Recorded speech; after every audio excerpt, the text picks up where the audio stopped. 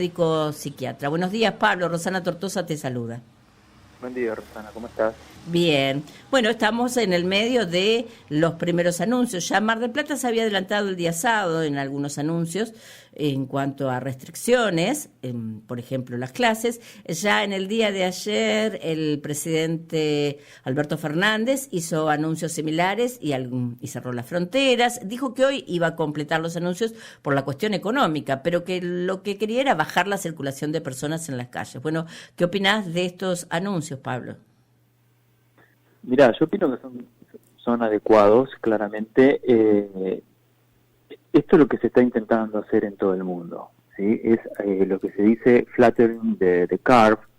Hay un hashtag que anda circulando con esa frase que quiere decir aplanar la curva. Cuando vos aplanás la curva de aparición de nuevos casos, lo que estás haciendo es que vayan apareciendo casos nuevos en forma mucho más lenta de lo que lo harían. O sea, es inevitable que la enfermedad se propague porque es un virus nuevo, es un virus para el cual no hay memoria inmunológica, altamente contagioso, poco letal, pero muy contagioso.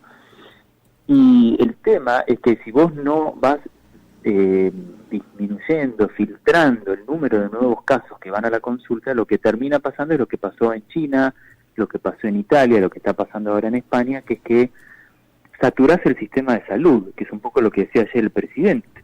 Vamos a Claro. intentar evitar saturar el sistema de salud y el sistema sanitario de nuestro país.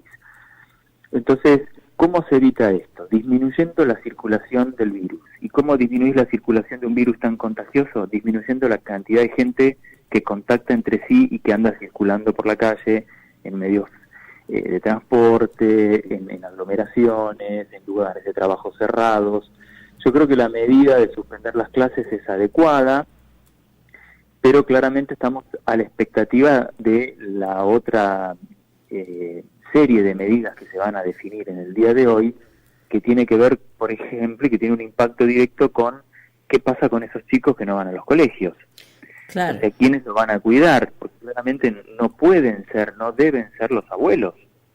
Los chicos, si bien en general no tienen, o son asintomáticos, o tienen muy pocos síntomas, son portadores del virus. Y los abuelos son el grupo más vulnerable. Entonces, hay que facilitar las posibilidades de que algún padre pueda quedarse en su casa. Hoy en día nos encontramos con que la mayor parte de los matrimonios y las parejas trabajan ambos para poder sobrevivir. De esa forma, nos encontramos con esta situación. Bueno, el chico no va al colegio, ¿y dónde se queda? ¿Quién lo cuida? Así que me parece muy importante esta nueva serie de medidas que se van a tomar, evaluando el impacto económico. Claramente Argentina no se puede dar el lujo de tener un gran impacto económico, porque estamos en una situación ya de crisis económica, y hay que tratar de no entrar en un desabastecimiento, bueno, todo lo que se explicó muy bien el día de ayer. O sea, me parecen correctas las medidas, creo que hay que completarlas y en eso se está trabajando, ¿no es cierto?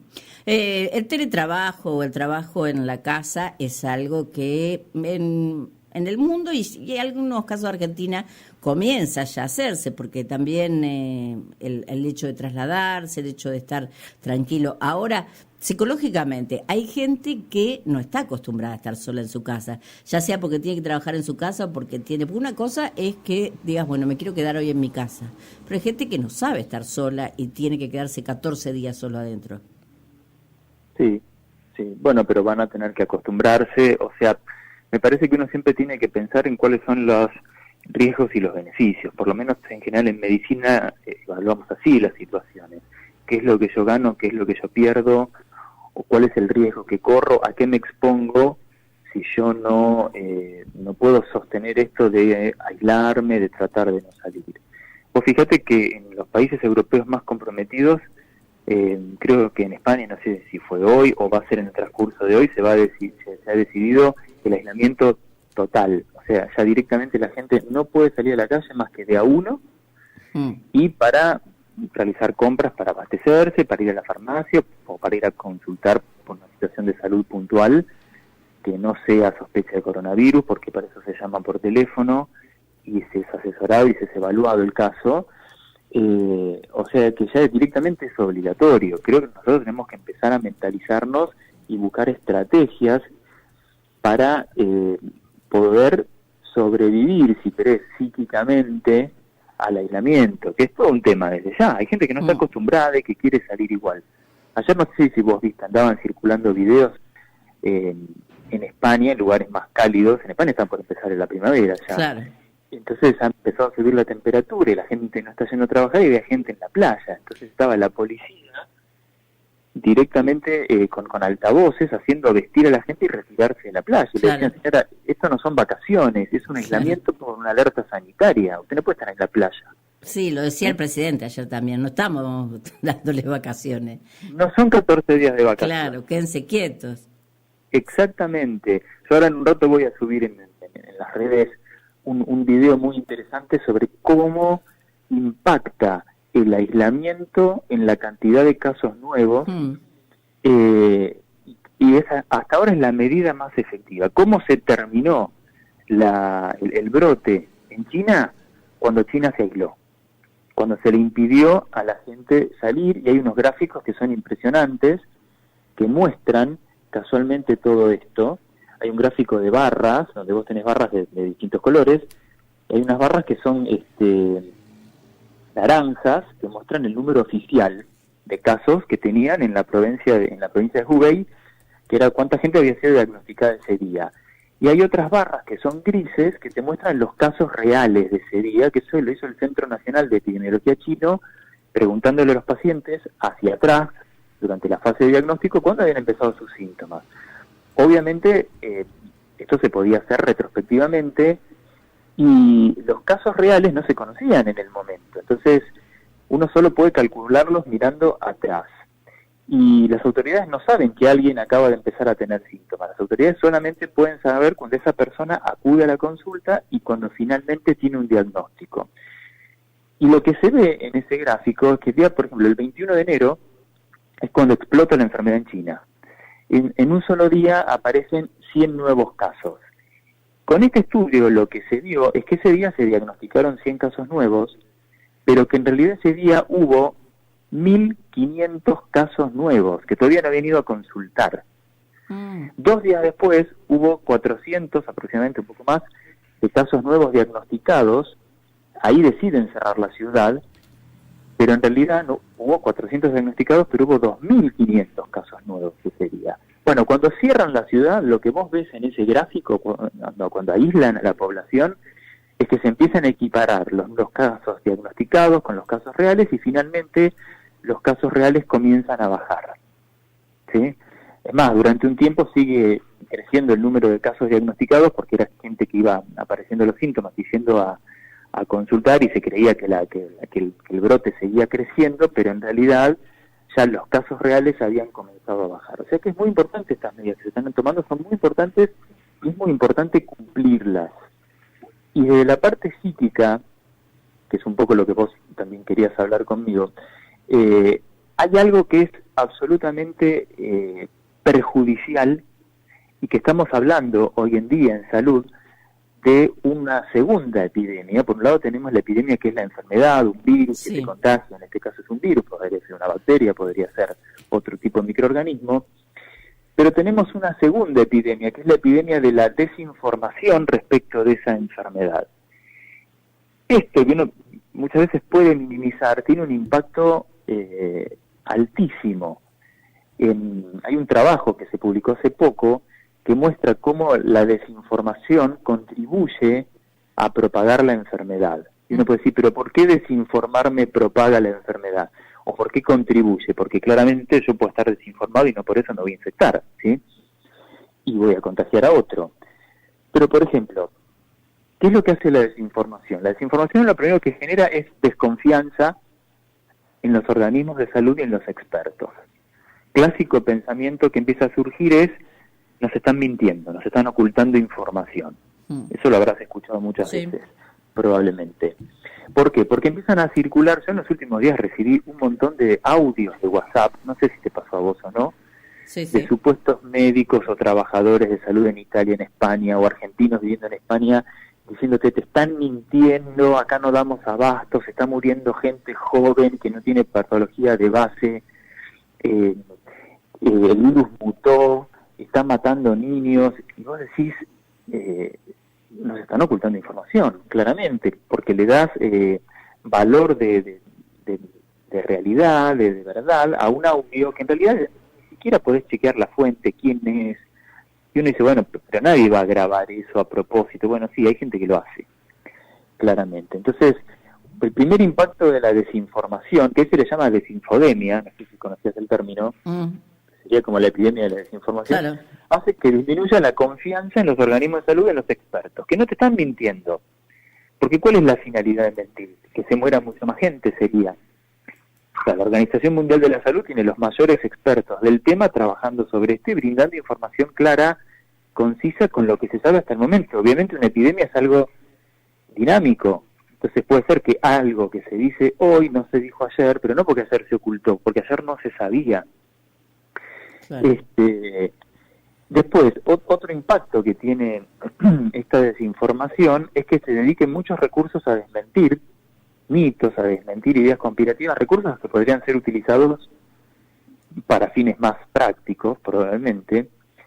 Y también la desinformación promueve comportamientos que no solamente no son eficaces, o sea, no te protegen contra la infección, sino que muchas veces ponen en riesgo a las personas, ¿sí? Por ejemplo, ir todo el mundo a abastecerse porque te dicen Claro. que ya no hay nada y se generan aglomeraciones en lugares cerrados donde se contagia muchísima más gente y por ahí no hay riesgo real de desabastecimiento. Un ejemplo de la desinformación, que no tiene que ver con esta epidemia, de los efectos de la desinformación, ¿sabés cuál es? ¿Cuál es? El tema de las vacunas. Todos estos grupos y movimientos antivacunas han surgido a partir de estas desinformaciones respecto de te ocultan que en realidad la vacuna te puede matar a tu hijo, pero no les conviene a los laboratorios dejar de vender las vacunas porque en realidad las vacunas son un negocio y no protegen.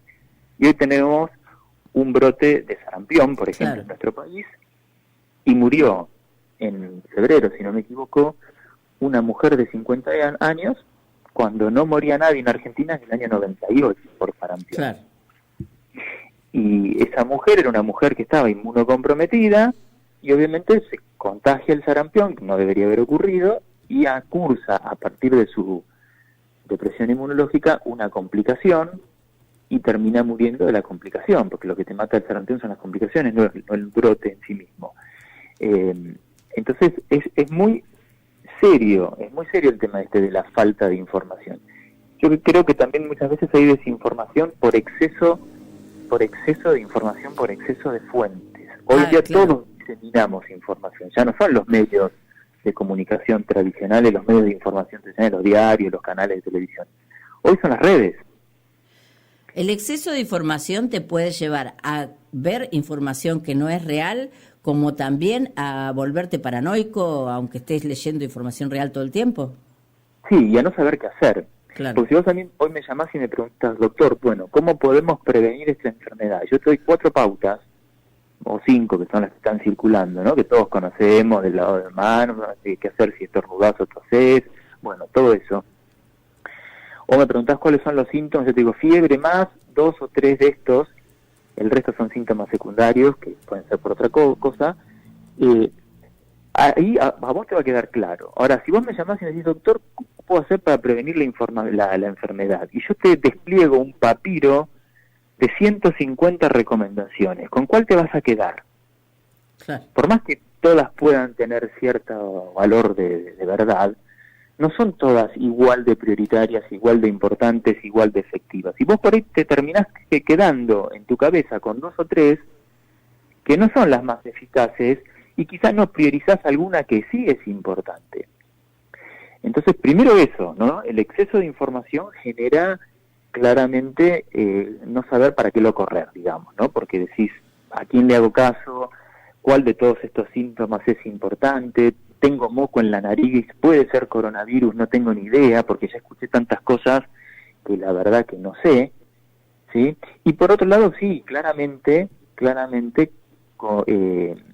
contribuyen con la paranoia. Muchas veces las redes adoptan y los canales copian muchas veces el tono apocalíptico y falto de crítica y de chequeo de la información son poco rigurosos con la veracidad de un contenido, priorizan la primicia, y básicamente la sensación que terminamos teniendo y el mensaje predominante, ¿cuál es? Nos vamos a morir todos. Claro. Porque tenés, por ejemplo, una actualización continua en tiempo real del número de casos, del número de muertos, de cuántos cruceros están varados, de cuánta gente quedó no sé dónde, de cuántos protocolos se activaron, cuántas escuelas, cuántos controles de fronteras. Todas las falsas alarmas se publican con el mismo valor de verdad que una alarma real. Entonces, obviamente que todo eso genera muchísima preocupación, muchísima aprensión, y sí, esa sensación de que hay un enemigo, que lo definía bien ayer el presidente cuando decía, un virus es un enemigo invisible, porque vos no sabes dónde está, pero vos terminás teniendo la sensación de que está en todos lados, y empiezan a aparecer esta especie de casas de brujas. Yo lo viví hace poco no importa dónde, ¿no? Pero tenía el dato de un colegio donde concurrió una nena que sus papás habían viajado, acababan de llegar antes de que se decretara el aislamiento obligatorio de las personas que venían de países de riesgo, y la nena fue absolutamente maltratada por parte de sus compañeros. Los padres agredieron verbalmente a los papás de esta nena porque la habían mandado al colegio como si fuesen propagadores de una enfermedad que por ahí probablemente no tenían, y como si lo estuviesen haciendo a propósito, ¿no? Para diseminar una enfermedad. Porque claro, es justo ese día o al día siguiente se publica este boletín que lanza el Ministerio de Educación, donde recomienda, porque en ese momento no se había emitido el decreto de necesidad y urgencia, era una recomendación del Ministerio de Educación, que si llegabas de zonas de riesgo no fueras y le mandaras a los chicos a las instituciones educativas. Y las zonas de riesgo también son dinámicas. Son dinámicas. Mucha gente llegó de Europa durante muchos días y circuló teniendo acceso a una información que era que si vos llegabas de una serie de países que eran un montón de países asiáticos y de Europa solamente se nombraba el norte de Italia, en ese caso tenías que aislarte, tenías que avisar si tenías síntomas. Pero si mucha gente llegó de, Francia, Inglaterra, bueno, Alemania, el primer muerto fue de Francia. Claro. Sí. Pero mucha de esa gente no tenía acceso a la información de que ese país era un país de riesgo, porque no estaba considerado todavía como país de riesgo. Entonces muchas veces empiezan a aparecer estas nuevas casas de brujas, ¿viste? Parecemos en la Edad Media, donde todos son enemigos, todos son potenciales contagiadores, y pareciera que lo están haciendo a propósito. Bueno, un poco eso es la paranoia, ¿no? Porque en términos académicos, paranoia es un trastorno psicótico, y no somos todos psicóticos, que se caracteriza por delirios, o sea, ideas erróneas, falsas, que no se corrigen mediante argumentación lógica. Yo puedo mostrarle pruebas a esa persona y esa persona sigue convencida de lo que yo le digo, de ideas delirantes. ¿De qué tipo? De persecución y a veces de grandeza también, ¿no? Hay casos famosos de grandes dictadores que eran muy perseguidos, eran todos enemigos de ellos, y ellos eran los salvadores del mundo, ¿no es cierto? Bueno, pero son delirios muy bien organizados, con una secuencia de pensamiento muy lógica que los hace creíbles muchas veces. No es el clásico delirio desorganizado de muchos otros tipos de psicosis, pero tenemos una paranoia en versión atenuada, que no es el trastorno psicótico, sino que es esa paranoia que se compra y que se vende todos los días en medio de la multitud, y no en las instituciones psiquiátricas y en los consultorios psiquiátricos, y que tiene mucho que ver con la tentación de rechazar nuestras responsabilidades, desligarnos de nuestras responsabilidades y atribuir el mal a algo externo, que puede ser obviamente un virus, que lo es en este caso, pero también personas, los que volvieron de viaje, como yo te decía en este momento, conspiraciones de laboratorios, conspiraciones de gobierno, ideologías distintas, y empiezan a aparecer incluso persecuciones contra ciertos grupos étnicos, como estaba pasando en España con gitanos. Mientras tanto nosotros, que no tenemos nada que ver en este pensamiento paranoico, diseminamos el virus tranquilamente sin cuestionarlo, ¿no? Porque nosotros no volvimos de Europa, porque nosotros no actuamos correctamente según nuestro propio criterio, y eso claramente pone en riesgo a toda la población. Claro. Bien, bueno, agradeciendo todo este tiempo, Pablo, para darle la visión desde este lado, además del médico, porque sos médico, de esta cuestión